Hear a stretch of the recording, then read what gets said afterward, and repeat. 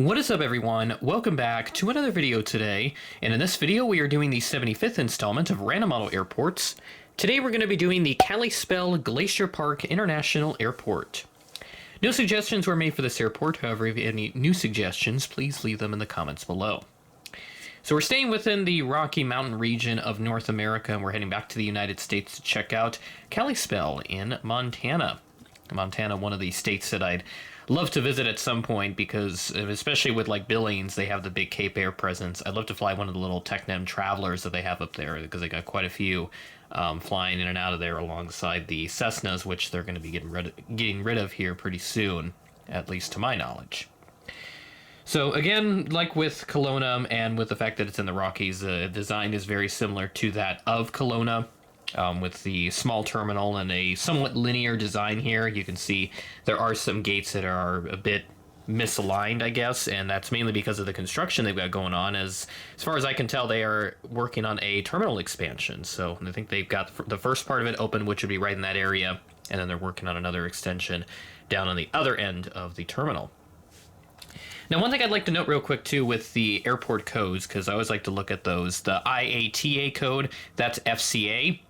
And the ICAO and the FAA codes, it's actually GPI. But I think a lot of stuff that refers to Kalispell, it uses FCA as the airport code. So that's what I'll go with for this video. This airport opened in 1942 as the Flathead County Airport, which is how it got the IATA code. Northwest was the first airline to serve Kalispell in the 1950s, so using likely the DC-3 on that route, maybe even the Stratocruiser if it stopped by on its way over to like Seattle or something.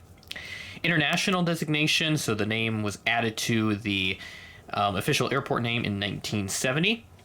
And the largest aircraft that has come through here has been the Delta 757.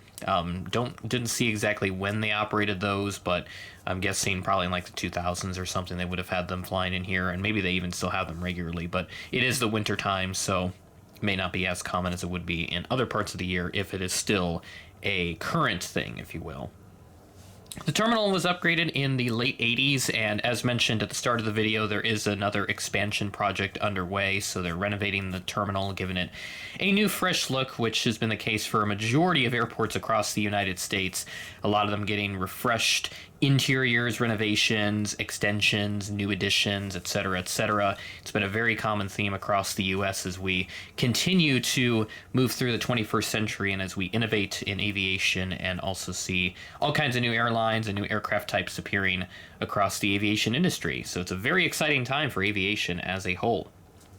One new service for Kalispell coming up this summer. It is actually a resumption with American Airlines from LaGuardia, resuming on June 7th. So it'll be a nice summer seasonal for those coming from the Big Apple over to the Glacier Park area.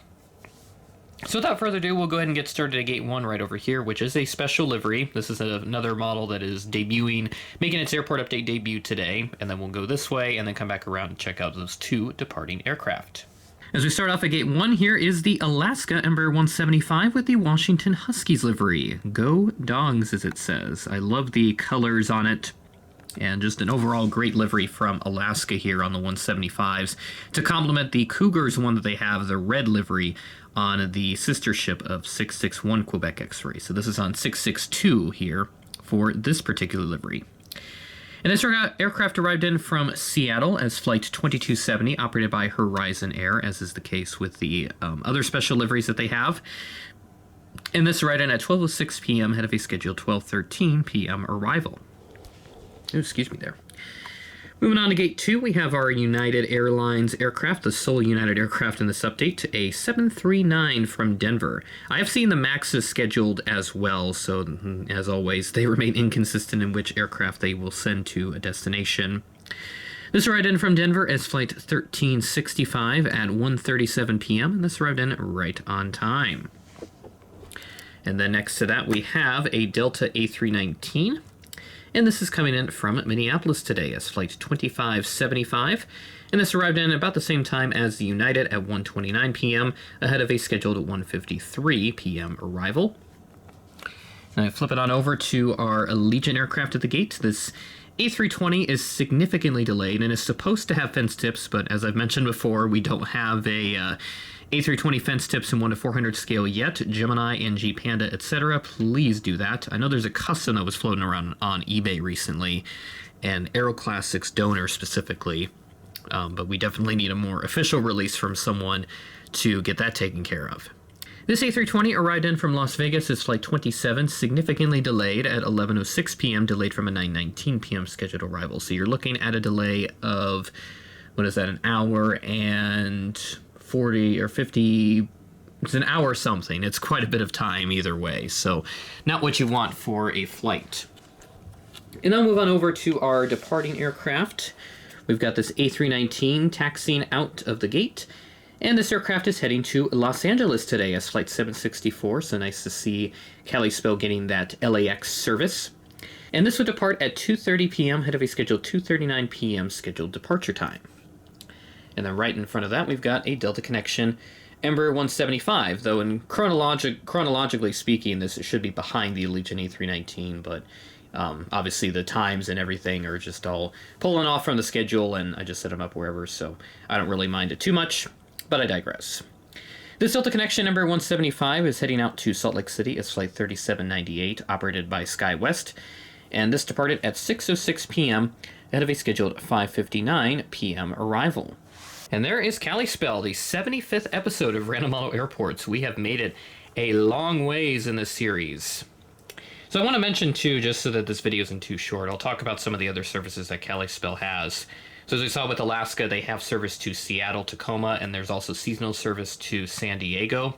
Allegiant, as you saw, they have year-round service to Vegas, and then the LAX service is seasonal, along with flights to Oakland and Phoenix Mesa. American Airlines, they're all seasonal. They operate from Chicago O'Hare, DFW, and then, as mentioned, the New York LaGuardia service, that will be a resumption this summer.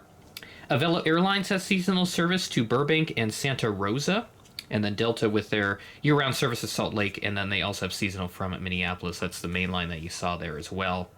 Delta Connection with year-round service to MSP and Salt Lake City. Sun Country does have seasonal flights here as well from MSP. United with year-round service from Denver and also seasonal to Chicago O'Hare.